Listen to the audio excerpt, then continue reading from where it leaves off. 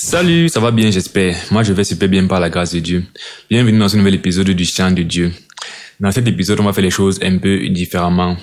Déjà parce que je ne suis pas allé prêcher au parc, mais je suis allé au village. J'étais en réunion de famille au village. Du coup, par la grâce de Dieu, j'ai été choisi pour être celui qui devait parler de Dieu. Ma mère m'a dit, parle de Dieu devant la famille. Donc, naturellement, j'ai commencé par le commencement. J'ai prêché l'évangile et ensuite j'ai parlé de la famille d'un point de vue biblique. J'ai donné quelques éléments de la famille en rapport avec la Bible. Donc, c'est toujours le chant de Dieu dans le sens que c'est toujours prêcher l'évangile, mais sauf que c'est on va dire, dans une plantation différente que j'ai travaillé cette fois-ci. Je pense que ce sera intéressant de partager une approche différente que celle d'habitude. Dans le parc, je prêche à des inconnus, mais là je suis en famille et quelque part il y a un thème en fait qui nous réunit, c'est la famille. Donc c'est aussi intéressant de voir comment dans un contexte précis parler de l'évangile qui finalement ne change pas. Le message est le même. Mais partant d'un contexte précis, en famille, dans une réunion familiale, comment prêcher l'évangile. Aussi, la prédication, du coup, n'était pas interactive. Donc, je ne vais pas commenter ma prédication comme je fais souvent dans les autres vidéos. Donc, je vais juste vous laisser avec la prédication et je reviens à la fin. Aussi, c'est un peu sombre parce que c'était au village, c'était la nuit. Donc, c'est pas très clair. Ok, c'est parti, générique. Connaissons la crainte de Dieu, nous voulons te convaincre. Tout en suppliant, sois réconcilié avec Dieu. Tu peux échapper à l'enfer que tu mérites. Jésus, celui qui n'a point connu le péché, Dieu l'a fait devenir péché pour nous, afin que nous devenions en lui justice de Dieu. Quelle bonne nouvelle, bonne nouvelle.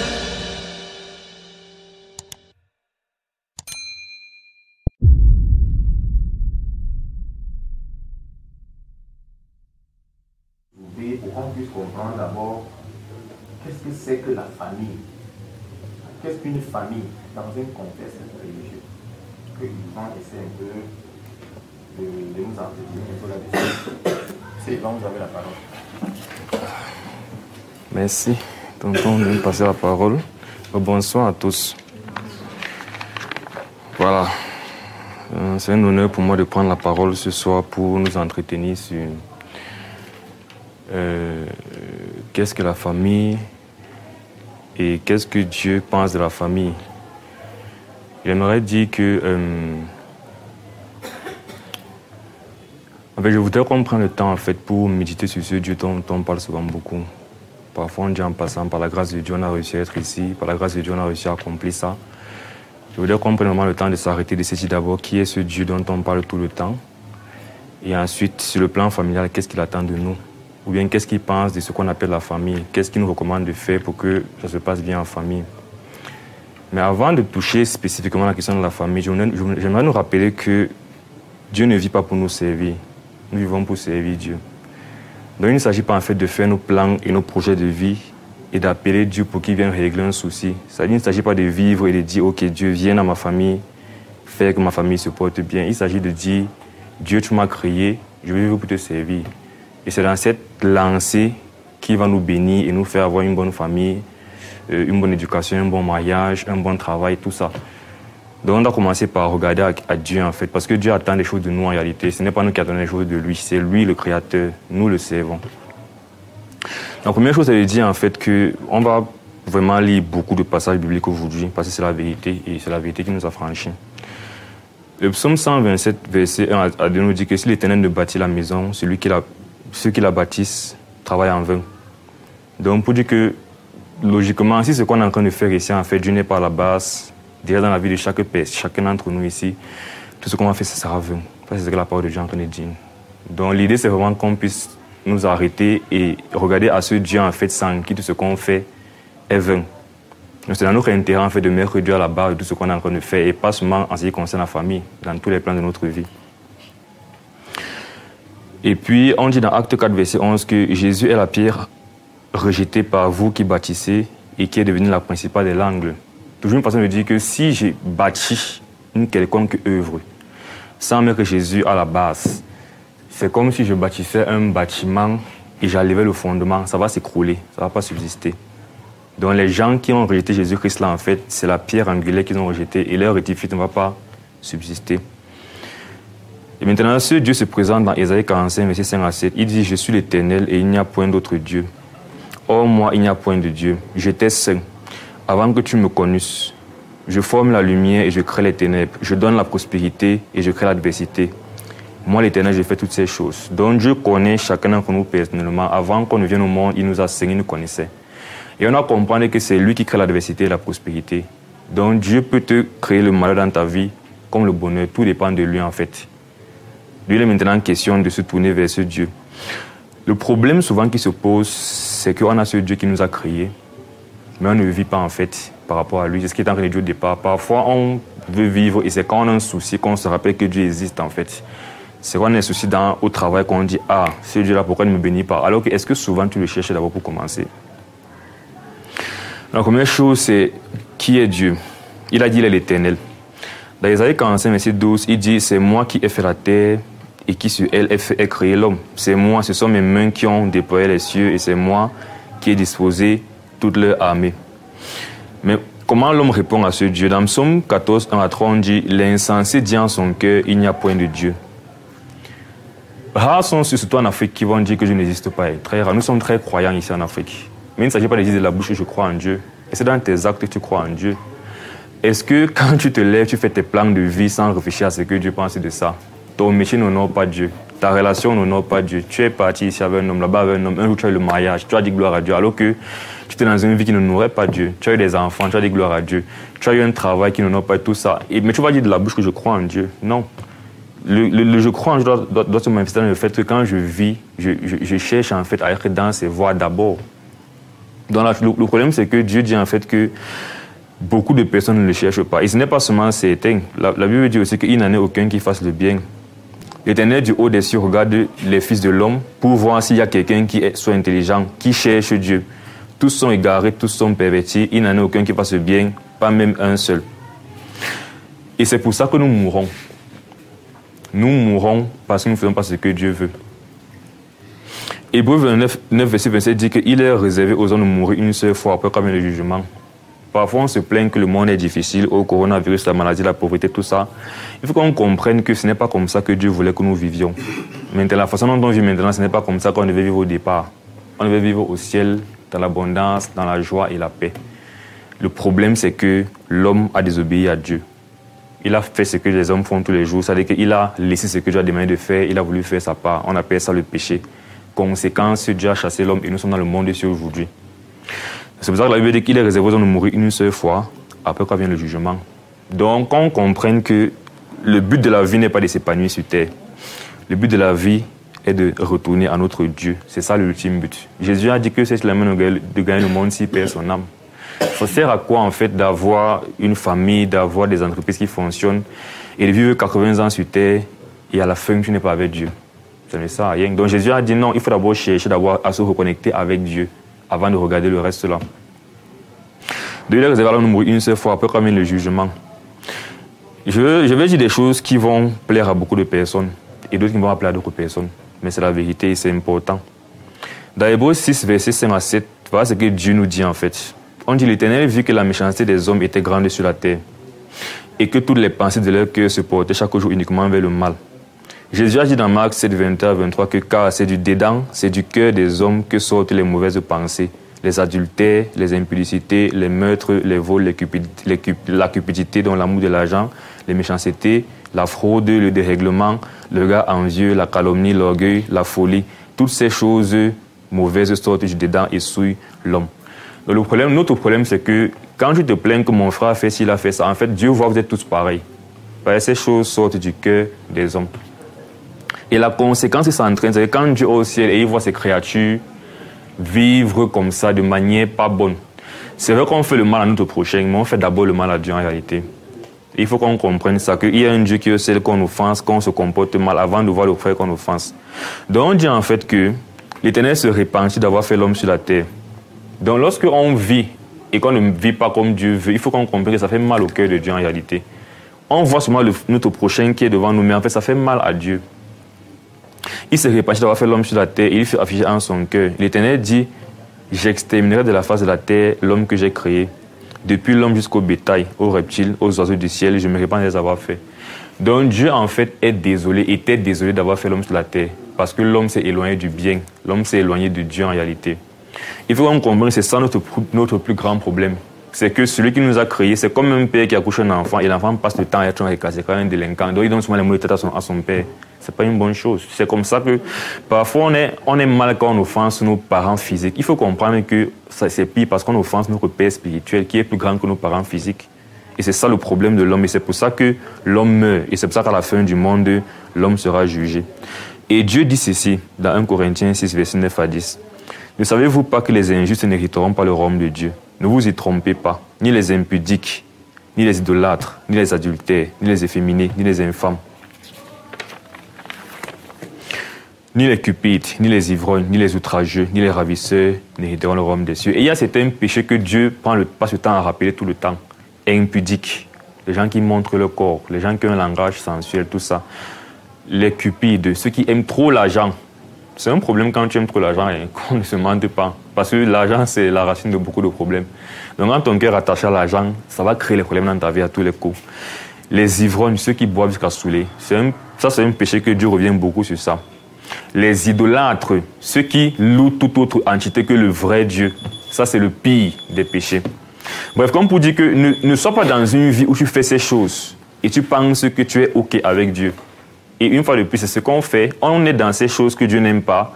Et quand on a un problème, on dit que Dieu m'a abandonné. Tu as d'abord fait quoi pour Dieu au départ pour te plaindre qu'il t'a abandonné après? Tu ne le gères pas du tout.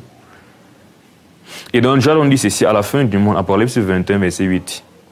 Mais pour les lâches, les incrédules, les abominables, les meurtriers, les impudiques, encore le péché-ci, les enchanteurs, les idolâtres, encore l'idolâtrie, et tous les menteurs auront leur part dans les temps ardents de feu et de soufre, qu'est la seconde mort. Donc voici notre problème en fait.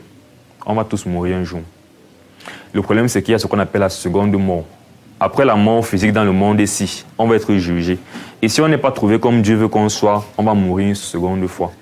Et ça c'est le pire des problèmes. Et c'est pour ça que Dieu veut en fait qu'on soit sauvé. C'est ça le plus important. À quoi c'est si on ne gagne le monde s'il perd son âme? Une fois de plus. Donc, comment faire la paix avec ce Dieu? Parce que tant qu'il n'y a pas la paix avec Dieu, le reste n'a pas d'importance. Il faut commencer par faire la paix avec Dieu avant d'attendre que Dieu bénisse notre vie et que dans nos entreprises, ça fonctionne. Comment faire la paix avec Dieu? Ésaïe 64, verset 6 nous dit que nous sommes tous comme des impurs et toute notre justice est comme un vêtement souillé. Le cœur de l'homme est mauvais. Est-ce que c'est une bonne chose d'aider mon prochain? C'est une bonne chose. Est-ce que c'est une bonne chose de prier pour mon prochain, d'aller à l'église, de faire tout ça? Ce sont des bonnes choses. Le problème, c'est que Dieu est tellement saint que si c'est que ton cœur n'est pas comme il faut, tout ce que tu fais de bien, en fait, pour lui, c'est toujours souillé. Il dit, nous sommes tous comme des impurs et toute notre justice comme un vêtement souillé devant Dieu. La Bible dit ceci, Ésaïe 55, 6 à 7. Cherchez l'Éternel pendant qu'il se trouve, et invoquez-le tandis qu'il est prêt. Que le méchant abandonne sa voie et l'homme d'iniquité ses pensées. Qu'il retourne à l'Éternel qui aura pitié de lui, à notre Dieu qui ne se lasse pas de pardonner. Nous avons offensé Dieu et Dieu veut nous pardonner. Mais la condition pour ça, c'est qu'il faut qu'on le cherche. Il faut qu'on s'arrête. On se disait qu'il y a un Dieu qui est au ciel et je vais le chercher maintenant. Première chose. Seconde chose, d'où viendra le pardon? Si je me mets maintenant à dire, ok, je vais chercher Dieu. Est-ce que c'est parce que je vais commencer à prier tous les matins que Dieu va forcément me pardonner? Est-ce que c'est parce que je vais commencer à faire les bonnes œuvres à l'église, etc., que Dieu va regarder et va me pardonner? Non, pas forcément. Parce qu'une fois de plus, mon cœur n'est pas droit. Et Dieu est trop parfait, Dieu est trop saint. Donc si c'est ce que je fais aujourd'hui, je fais un peu le bien, après je rentre chez moi, j'ai les mauvaises pensées, le commérage, pour Dieu, tout ça c'est toujours zéro. Donc la solution en fait pour notre pardon vient uniquement de l'amour et de la grâce de Dieu. Personne ne pourra dire à Dieu que moi, au moins, si j'ai réussi à faire le bien, je suis mieux que lui, je suis mieux que elle, personne. Et si on comprend ces choses, ça va nous aider à être plus miséricordieux envers notre prochain. Parce qu'une fois de plus, l'homme souvent se compare à l'homme. Et c'est pour ça qu'il se dit souvent, moi, je suis une bonne personne. Il faut qu'on se compare à Dieu et qu'on comprenne que nous tous, nous sommes des mauvaises personnes. Ça va nous apprendre à être humble, à être miséricordieux, à pardonner, etc., etc. Donc, face à Dieu, en fait, on a tous échoué, on a tous péché et on mérite ce qu'on appelle la seconde mort, ou bien l'enfer, si on veut encore le thème qu'on comprend plus. Notre pardon viendra uniquement de l'amour et de la grâce de Dieu qu'on doit comprendre. On dit dans Hébreux 9, verset 22 que presque tout, d'après la loi, est purifié par du sang. Et sans effusion de sang, il n'y a pas de pardon. Nous avons péché, nous méritons de mourir. nous avons péché, il faut que le sang coule. Dieu ne veut pas que notre sang coule parce qu'il nous aime. Qu'est-ce que Dieu a donc fait pour que nous soyons pardonnés? Dieu a donné son Fils unique Jésus-Christ. Dieu a envoyé son Fils qui est venu vivre parfaitement ce qui nous a tous dépassés. Et son Fils est parti mourir à la croix, donc son sang a coulé. Donc on avait le choix entre nous-mêmes souffrir pour nos péchés qui offensent Dieu, ou alors quelqu'un d'autre souffre à notre place. C'est un peu comme un bouc émissaire, c'est comme un malchanceux qui est mort à notre place. Mais la Bible dit que c'est comme ça que Dieu prouve son amour envers nous. Il nous donne son Fils pour que son Fils meure et que nous puissions avoir le pardon. Et son Fils, en marchant sur terre, dit dans Jean 6,40 que la volonté de mon Père, c'est que quiconque voit le Fils et croit en lui ait la vie éternelle et je le ressusciterai au dernier jour. Donc la bonne nouvelle, c'est que nous méritons l'enfer, c'est vrai. On ne peut rien faire pour te pardonner, mais parce que Dieu est plein de bonté, plein d'amour pour nous, il a donné son Fils afin que quiconque croit en lui reçoive le pardon par la grâce. Toujours une façon de dire que tu ne pourras donc pas dire que Dieu, j'ai réussi à être une bonne personne. Non, on a tous échoué. Mais tu pourras dire que Dieu, ton Fils a été parfait et par ta grâce, je peux avoir le pardon par lui. Donc c'est ça qu'on appelle l'évangile dans l'église en fait. C'est ça que Dieu nous a donné la bonne nouvelle. Il veut que les hommes du monde entier comprennent. C'est que vous tous, si vous êtes à côté, voici le seul gars qui va vous sauver. Et sans lui, il n'y a pas de salut. Il a dit que je suis le chemin, la vérité et la vie, n'est-ce pas? Nul ne vient au Père sans passer par moi. Dans Romains 19, l'apôtre Paul nous dit maintenant ceci. Il veut qu'on fasse une action par rapport à ça. Si tu confesses de ta bouche le Seigneur Jésus-Christ, et si tu crois dans ton cœur que Dieu l'a ressuscité des morts, tu seras sauvé. Car c'est par la grâce que vous êtes sauvés par le moyen de la foi, et cela ne vient pas de vous, c'est le don de Dieu. Ce n'est point par les œuvres afin que personne ne se glorifie. Donc ça c'est la première chose qu'il veut qu'on comprenne, c'est que avant d'avancer dans notre vie, il faut qu'on comprenne que c'est d'abord une affaire entre quel est mon rapport avec mon Créateur, mon vrai Père spirituel, Dieu. Est-ce que je suis où il veut que je sois? Et la seule façon d'être où il veut que je sois, c'est que je me répande et que je mette toute mon espérance en Christ, son Fils unique. C'est de là que viendra ce qu'on appelle le Saint-Esprit. Et c'est le Saint-Esprit qui va faire que le cœur noir de l'homme en fait partie. Parce que comme je dis pas, c'est le cœur de l'homme en fait. C'est de là que viennent les calomnies, les méchancetés, tous les problèmes qu'on a là, c'est du cœur de l'homme. C'est du cœur de l'homme que vient, si on prend un pays comme le Cameroun, pourquoi est-ce qu'il y a la corruption, pourquoi est-ce qu'il y a ci, il y a ça? Ce n'est pas le président qui va venir changer le Cameroun, ce n'est pas de ça qu'il s'agit, c'est le cœur. Il faut que le cœur soit changé et il n'y a que Dieu qui peut changer les cœurs. Donc Dieu nous dit non, ceci, il nous donne son Fils Jésus-Christ et le Saint-Esprit que son Fils nous donne, nous transforme. Et on appelle ça la nouvelle naissance. Lorsque tu crois en Jésus-Christ, n'est-ce pas? Tu reçois le Saint-Esprit, tu nais de nouveau, tu deviens un enfant de Dieu, tu as la vie éternelle. Lorsque cela est maintenant fait, comment est-ce que ça intervient dans la vie de famille? Qu'est-ce que je dis par rapport à la famille? Il y a deux types de familles dans le monde, il faut qu'on comprenne ça. Il y a la famille de Dieu et la famille du diable. Voilà les deux grandes familles. Famille de Dieu, famille du diable. Dans Jean 1, verset 1 à 13, on nous dit ceci. Jésus-Christ est venu chez les siens, dont les Juifs. Les siens ne l'ont pas reçu. On sait que les Juifs ont tué Jésus-Christ. Mais à tous ceux qui l'ont reçu, à ceux qui croient en son nom, il a donné le pouvoir de devenir enfants de Dieu, lesquels sont nés non du sang, non de la volonté de la chair, non de la volonté de l'homme, mais de Dieu. Donc pour dire que pour être dans la famille de Dieu, comme il est en train de dire, tu dois t'arrêter dans ta vie, te repentir et croire en Jésus-Christ. Il te donne de devenir enfant de Dieu. Ça, c'est la première grande famille. La seconde famille des enfants du diable, dans Jean 8, verset 42 à 44, Jésus leur dit, il parlait aux pharisiens, si Dieu est votre Père, ou bien si Dieu était votre Père, vous m'aimeriez, car c'est de Dieu que je suis sorti et que je viens. Je ne suis pas venu de moi-même, mais c'est lui qui m'a envoyé. Pourquoi ne comprenez pas vous pas mon langage? Parce que vous ne pouvez pas écouter ma parole. Vous avez pour père le diable et vous voulez accomplir les désirs de votre père. Donc, quand tu es quelqu'un qui ne marche pas selon les voies de Dieu, qui n'est pas d'accord avec ce que Jésus-Christ dit, ce que la Bible, la parole de Dieu dit, Jésus dit qu'en fait, tu te comportes comme le diable, donc tu as pour père le diable. Donc, il y a deux grandes familles. La famille de Jésus, de Dieu, ceux qui ont reçu Jésus-Christ et qui sont d'accord avec ce que Dieu demande, et la famille du diable. Et on doit être de la famille de Dieu. Quand on est de la famille de Dieu, comme il a dit, ça transforme nos cœurs, on va se comporter comme Dieu, on va être amour comme Dieu, etc., etc. Et ça va maintenant influencer sur nos familles physiques. Donc ne cherchez pas très loin. Quand dans une famille il y a des problèmes, c'est parce qu'il n'y a pas Dieu, ou bien il n'y a pas l'Esprit de Dieu. Il y a des gens qui ne connaissent pas Dieu personnellement. Faites les réunions comme vous voulez, ou faites-les. Si c'est qu'il n'y a pas l'Esprit de Dieu là-bas dans le cœur des gens, il y aura toujours des problèmes. C'est l'être humain, c'est normal, c'est comme ça.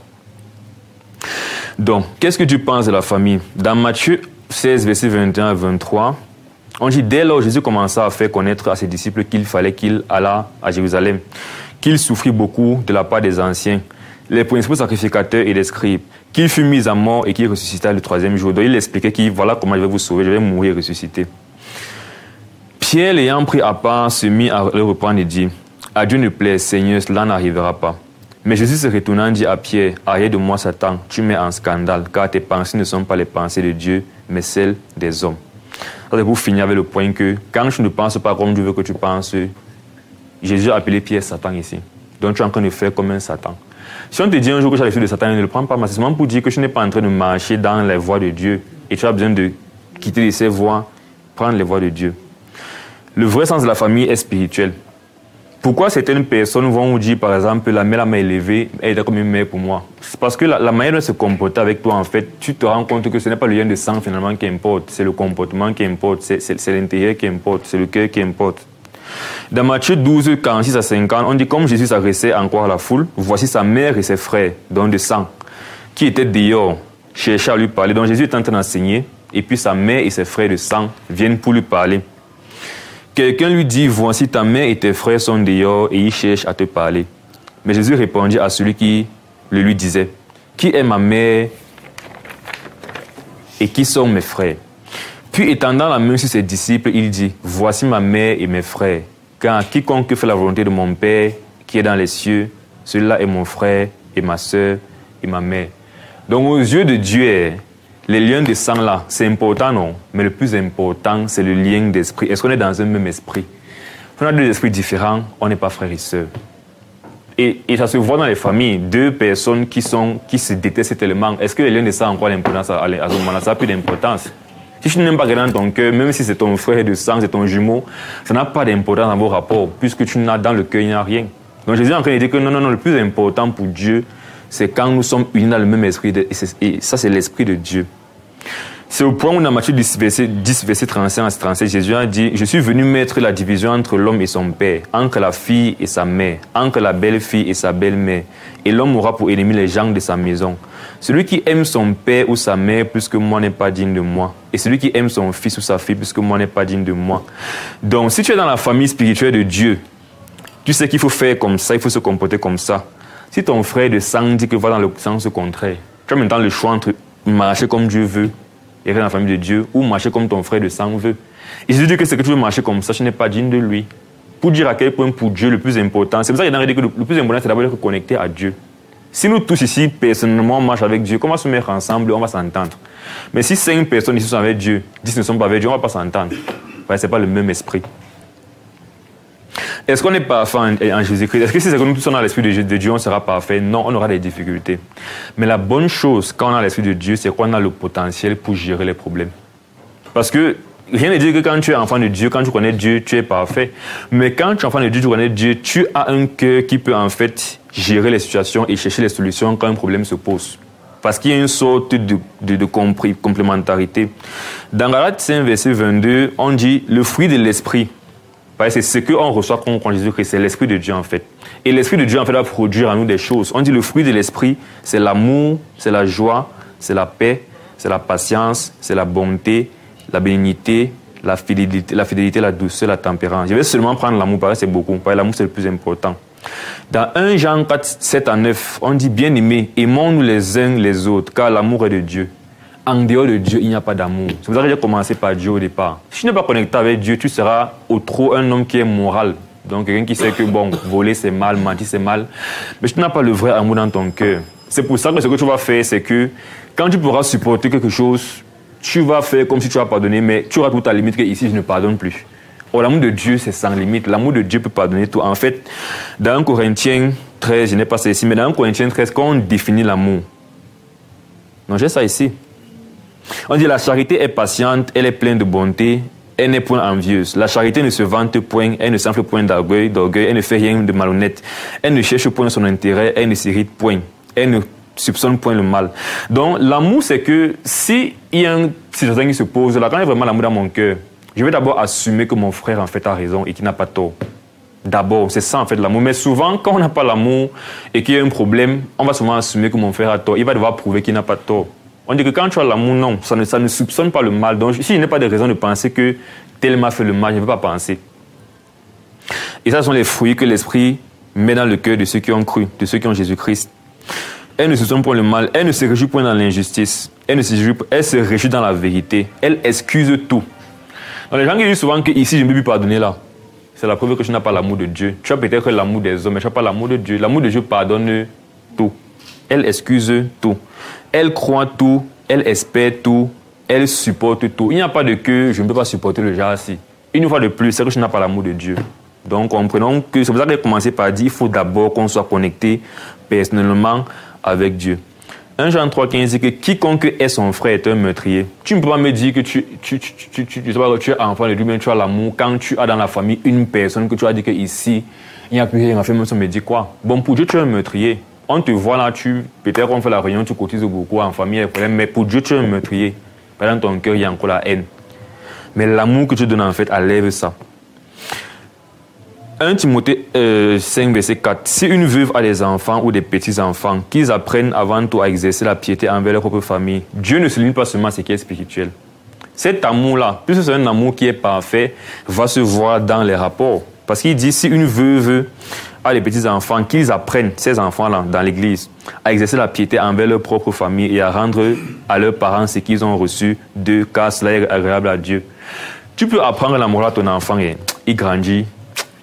Il ne fait pas tout comme tu veux qu'il fasse. Mais si c'est que tu donnes l'amour de Dieu à ton enfant, il pourra en fait te rendre ce que tu lui as donné. Parce que c'est ce que l'amour de Dieu fait en fait. Ça apprend en fait à aimer sans condition. Si quelqu'un n'a pas soin des siens, parce que j'ai dit au départ que Dieu a dit que tu peux même renoncer à ton père, à ta mère pour lui. Mais c'est seulement pour dire que si c'est que quelqu'un veut t'empêcher de venir à moi, je suis plus important que tout. Rien ne va m'empêcher de partir vers Dieu, même si c'est mon père. Rien. C'est pas mon père qui va me juger, c'est Dieu qui va me juger. Mais par contre, la volonté de Dieu, c'est qu'en fait, tout le monde d'une famille consanguine soit en Dieu et avance ensemble. C'est pour ça qu'il dit consanguine, il veut dire de même sang, quoi. C'est pour ça que dans 1 Timothée 5, il dit si quelqu'un n'a pas soin des siens, et principalement de ceux de sa famille, il a régné la foi et il est pire qu'un infidèle. Dieu me parle que tu es chrétien quand tu ne gères pas ta famille de sang. Tu ne peux pas. Même si tu dis qu'ils ne connaissent pas Jésus-Christ, ton but sera de les amener à connaître Jésus-Christ. Ce sera d'avoir que tu vas prêcher premièrement avant de partir prêcher dehors. Donc pour dire que pour Dieu, la famille de sang a une importance. Même si la famille spirituelle est plus importante, mais quand tu es dans ta famille de sang, Dieu te regarde et il veut que tu aies soin des siens. Sinon tu es même pire que quelqu'un qui n'a pas cru en Dieu. Et je finis avec Matthieu 19, 26 à 29 qui dit: les disciples ayant entendu cela furent très étonnés et dirent: qui peut donc être sauvé? Jésus avait fait une prédication où il disait des choses très difficiles et ils ont dit: qui peut aller être sauvé? Jésus leur regarda et leur dit: aux hommes cela est impossible, mais à Dieu tout est possible. Quiconque aura quitté à cause de mon nom ses frères ou ses sœurs ou son père ou sa mère ou sa femme ou ses enfants ou ses terres ou ses maisons recevra le centuple et héritera la vie éternelle.